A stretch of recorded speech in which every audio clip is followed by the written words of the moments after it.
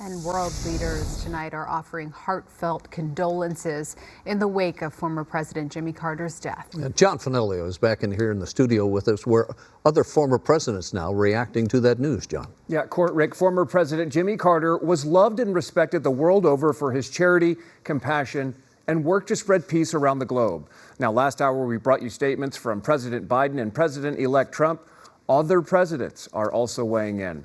Former President Barack Obama writing, "President Carter taught all of us what it means to live a life of grace, dignity, justice, and service. Michelle and I send our thoughts and prayers to the Carter family and everyone who loved and learned from this remarkable man." Former President George W. Bush also issuing a statement saying, in part, "Laura and I send our heartfelt condolences to Jack, Chip, Jeff, Amy, and the entire Carter family. James Earl Carter Jr. was a man of deeply held convictions. He was loyal to his family, his community, and his country." President Carter dignified the office. We join our fellow citizens in giving thanks for Jimmy Carter and prayers for his family. President Carter's impact after leaving office was immeasurable. He founded the Carter Presidential Center to battle poverty and homelessness around the world for the past 4 decades.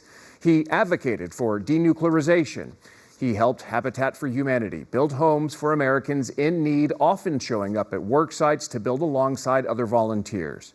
In 2002, he was awarded the Nobel Peace Prize for his work towards advancing peace around the globe and for his advocacy of humanitarian rights.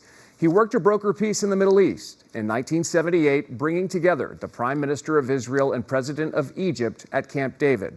Moments ago, President Biden addressed the nation. Have a listen. What I find extraordinary about Jimmy Carter, though, is that millions of people all around the world, all over the world, feel they lost a friend as well, even though they never met him. And that's because Jimmy Carter lived a life measured not by words, but by his deeds. Just look at his life's work. He worked to eradicate disease, not just at home, but around the world. He forged peace, advanced civil rights, human rights, promoted free and fair elections around the world. He built housing for the homeless with his own hands. And his compassion and moral clarity lifted people up and changed lives and saved lives all over the globe. Memorial services will be held for former President Carter over the next week or so. While no formal announcements have been made, there are long-standing plans for Carter to be taken by motorcade to the Georgia State Capitol in Atlanta.